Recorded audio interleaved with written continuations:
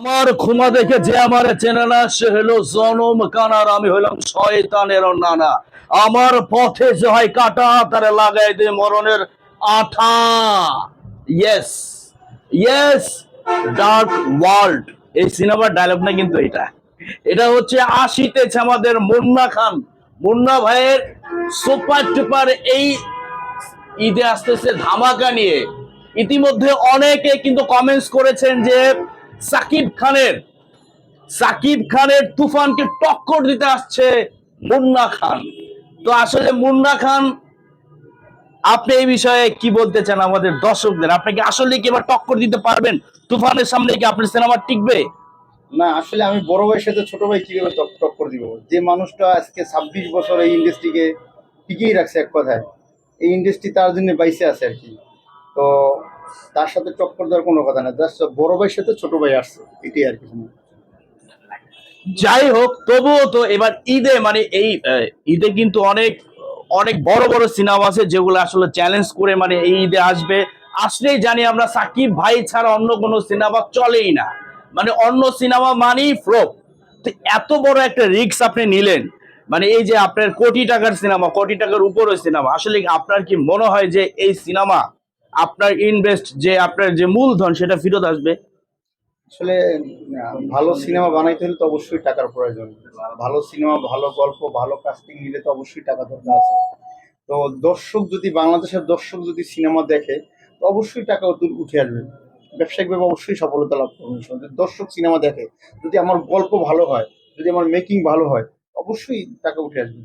আচ্ছা, আরেকটা কথা বলি আপনাকে, সেটা হচ্ছে নেভার মাইন্ড, কারণ আপনার এই সিনেমায় বিগ বিগ আর্টিস্ট রয়েছে যারা বাংলাদেশের অনেক বড় বড় আর্টিস্ট। সেই আর্টিস্ট আমাদের রয়েছে যাকে দেখলেই লাগে ডর, তিনি হচ্ছেন মিশা সওদাগর। তো মিশা ভাই এই সিনেমার ভিলেন হিসেবে ছিল নাকি অন্য কোনো ক্যারেক্টারে? মিশাবাই এই সিনেমায় একটা মানে অসাধারণ একটা রোল প্লে করছে। সেটা এখন আমি দর্শকদের মাঝে বলতে চাই না না, নেগেটিভ না পজিটিভ? সেটা নিয়ে পজিটিভই করছে। আমি মনে করি যে এই মিশাবাইয়ের এই যে ডার্ক ওয়ার্ল্ডে অভিনয় করে, এটা সারা জীবনের জন্য তার জন্য ইতিহাস হয়ে থাকবে। আর মানুষ মনে করবে ডার্ক ওয়ার্ল্ডের মতো একটা যে তাকে যে একটা ক্যারেক্টার দিছে মোস্তাফিজুর রহমান মানিক, তো এটা সারা জীবন মনে রাখবে মানুষ। আচ্ছা, আরেকটা জিনিস আমরা লক্ষ্য করেছি, মিশা ভাই এই সিনেমা অভিনয় করেছে, তারপরে আরো অনেকে অনেকে অভিনয় করেছে, কিন্তু মিশা ভাই ওনার ফেসবুক পেজে আপনার ট্রেইলার পিজা কেন উনি পোস্ট করেন নাই? এ বিষয়ে কি আপনার মন খারাপ? না, উনি তো টেইলার হয়তো শেয়ার করে না, কারণ উনি দেখেন না, কারণ উনি দেশের বাইরে আছে, কিন্তু পোস্টার শেয়ার করছে। পোস্টটা শেয়ার? আপনাদের হয়তো চোখে পড়ে না, মিশা ভাই পোস্টার শেয়ার করছে। আর পার্সোনালি মিশা ভাই আমাকে একদম ছেলের মতো জানে। সে অনেক ভালো মনের মানুষ, আমি তাকে অনেক শ্রদ্ধা সম্মান করি, অনেক ভালো মানুষ।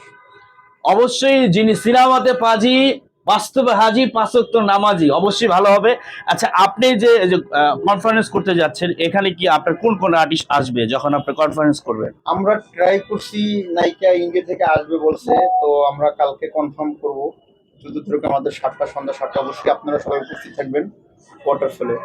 তো আমরা ট্রাই করতেছি, নায়িকা কুশলী মুখার্জি আসবে, আবার দীপক বন্দ্যোপাধ্যায় আপু থাকবে, বদনামিদু থাকবে, শিবেশন ভাই থাকবে, ডন ভাই থাকবে, এবং হল মালিকরা থাকবে।